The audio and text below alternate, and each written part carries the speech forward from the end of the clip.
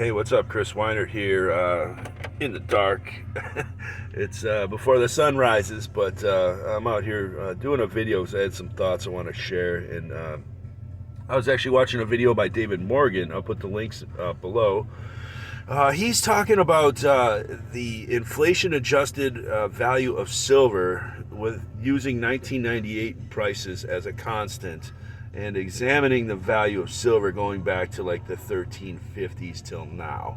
So you're talking like a 700-800 year span, and he's valuing in $98 the cost or value of silver. And the all-time high was in 1477, and this was during the tail end of the War of the Roses, the 30 Years English War, whatever you want to call it.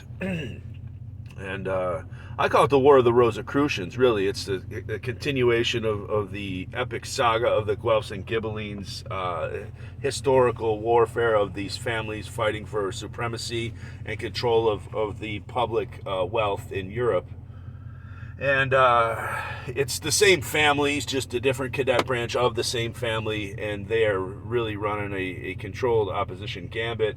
Sometimes they are really at war with each other and killing each other off or sending proxies to fight for each other, but for the most part, it is just a resource grab in a mafia type of environment, a super judicial, extra governmental force that uses law enforcement and government on one end of the pyramid, and the other end of the pyramid uses organized crime and black markets and war on the other, and military tactics, things of the sort.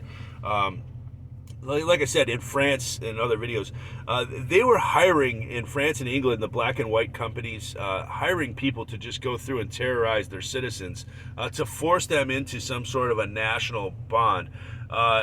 This is the king sending out a third-party proxy of mercenaries to terrorize the public, so that the public will stand in support and behind the king, and the king will stand in support and behind the quote-unquote public. He'll save them from these mercenaries that he's paying to destroy them. It's kind of like the old mobster tactic, where they send in these miners into your shop, and if you're in their neighborhood, and they bust up your store, and then the mobster walks in a few hours later and says, "Look, it looks like your store got busted up by some punk kids. Well, I can protect you in this neighborhood, but here's your protection racket. You got to pay this much per month." And basically, what the mobster's more or less saying is if they don't pay the money, they're going to send these kids in to bust up their store every fucking month. Or if they do pay them, then they won't. It's an extortion racket. It's almost like nuclear blackmail with government agencies. Or now even, finance with private banks, private central banks that use public wealth and public debt. So you give anybody these kind of economic advantages, it's a landslide victory, and no matter what, it will be. And my point to this is, in 1477, it reminds me a lot of now with the digital crypto push and the technocratic feudalism, and them trying to push in the surveillance capital in the way that they are. In the 1450s to 70s, to fund the actual war, these kings and these fighting, let's say, cadet branches of the peerage, were all positioning to try to take the crown, and none of them really had the fucking money to do it. None of them had the gold to back it. And really all the king had at the time was what was called the tally stick. And even the feudal ducal lords had these things too. And they started to come up with these things. It didn't take off. It was only the king that was supposedly allowed to have this right. But the York family, as well as the Lancasters cadet branches, were trying to do the same thing with the peasants in Wales, in Scotland, and in England, trying to pay them with pieces of wood instead of pieces of gold or silver. And they were called a tally stick. And they had a design on them that only the king's mark could make, or only the duke's mark could make. And this is really these dukes then fighting for the kingdom. And of course, it was in a resolution to the Battle of, I think it was in 1415, St. Crispin's, but I'm pretty sure that was the one, but I'm not sure if it was the exact battle, but it was Agincourt, it might have been. Agincourt, I think it was, in 1415. It was a resolution to that. Henry V of England basically put in this treaty as the victor of this war, and it led to his son Henry VI coming into being the next king after he died prematurely. And of course, the York right was fighting against that with Richard of York, and becomes Edward of York, his son, becomes Edward IV, blah, blah, blah. Richard III is his brother, on and on and on. My kingdom for a horse. Well, this thing comes crashing down shortly after this, and it's why Henry VII, Henry Tudor, puts out what becomes the royal sovereign, and it had a gold standard of quality and purity and uniformity that consolidated economic history for another couple hundred years in England. But at the time, there was a battle between all these different dukes and all these different types of currency. There was Burgundy, there was Tours, there's a livre tournois, there was the Paris livre, there was the franc, there was a bunch of stuff that was getting pushed out at the time. The ducat, man, there was a bunch of stuff. The florin, all these different banking houses had their own currency, and like the reputation of the bank and the reputation of the currency were kind of synonymous with one another. And if they got caught debasing these things, then they suffered immensely in terms of their credibility and the acceptance of their coinage.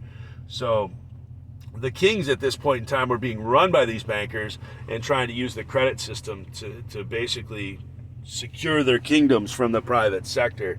And basically these are the same royal families that are serving the World Economic Forum and creating the World Economic Forum and putting these proxies out there. I look at these proxies like the spit shields at the salad bar. These guys are put out there to really deal with the public froth in the face of them imposing the misery index, and you'll own nothing and like it. So I see the same thing going on with the crypto market and them trying to roll this debt into that and trying to turn this into like the digital tally stick. So in my opinion, crypto is nothing more than deep state company script. It is encryption protected debt slavery. And I believe that this is the keystone for the technocratic feudalism that these guys are trying to put in. And it reminds me of the 2005 Paul Wolfowitz redacted from Google memo as World Bank president. He talked about in 2005, they knew about vaccine injuries, and he's talking about using these vaccine injured for the workforce. He said that these people will be socially unable to unionize and to demand higher wages. They will pretty much be punctual, on time, unable to bargain for higher leverage of positions and higher wages. He basically says that the women will be more or less online sex workers or sex workers, and the kids, the boys, will be robotic repairmen and servicemen. And this is, paraphrasing, of course. I wish I could actually find that memo and show people this, because it has been literally drawn from the ranks of the human memory. But this is what these assholes are putting out. And of course, they put out their population expectation for 2025, the same number as Deagle's, 67 to 69 million at the time for the United States, from 350 million at the time down. So they were talking about whacking easily, it's almost 1 in 5, 1 in 6, maybe, I think the numbers would be. And I'm sorry, 4 out of 5, leaving 1 in 5 making it. I'm sorry, I didn't mean to misrepresent that. I misstated that completely. So yeah, they were talking about basically bringing our population in the United States down to 70 million people. And when people like myself and others start telling some motherfuckers about it, then of course they start pulling all this shit back and saying that we're a bunch of conspiracy theorists and gaslighting us. It's a witch trial, witch hunt, inquisition tactic, where these people do that shit to the onlookers and to the victims, and then they just step back in the shadows and disappear and make those people look irrational, and then put people in to chastise and gaslight those victims, so that the rest of the crowd will be following the shill and the Judas goat in terms of turning their back on these people who've been completely abused by the system. So yeah, this is going on. They did this with minorities in convicting them in crimes in black cities, the tough on crime, the war on drugs, the for-profit prisons with the occupancy quotas. Unbelievable, the shit that these guys have been doing and getting away with at the private sector. They're basically creating debtor prisons, more or less, and putting debt slaves in there after they cut away any form of income for these people. And they're doing it with every single facet of life. This is COVID, and the reason they pushed that out to shut down the small business, the mom and pop shop, the non-compliant, possibly resistant to the Cisco WEF infrastructure program. So yeah, they are literally taking out any sort of form of alternative recourse and survival. They're crushing the water supplies everywhere, right? They're killing all the animals. They're putting all kinds of crazy shit out there right now, people. And these oil spills that are killing all the sea life. I used to think these were just horrible accidents. I'm starting to think that these were intentional. And looking at the put options on these days, there's a strong argument that they were. And the people that were in position of authority to protect this system are the ones that were compromising it with the full knowledge of forethought. Same with the COVAX and the depopulation mRNA recombinant stuff and that too. So, guys, we're at an all-time level in terms of the deception and the misdirection.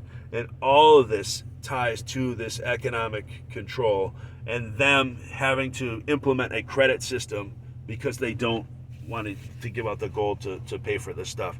And of course, the sound money system and the lack of credit would be the only way to prevent these lucrative mercenary expeditions and debt-based feudal agendas. It would be the only way to stop them. And the only way to really render them insignificant is to actually make these people account for things in real time with this quantum financial system. Instead of it being a trust organization run by the robber barons and settled by the robber barons on all international trade, flash atomic settlement on the credit system, you're going to let these guys trade on margin after they've done what they've done to the world, and then put mom and pop and blue collar crime on the day-to-day cash up, pay now thing. This crypto thing is nothing more than a giant accurate scoreboard. It's a despot's wet dream. And it's the ultimate millstone on the neck of every single debt slave on this planet.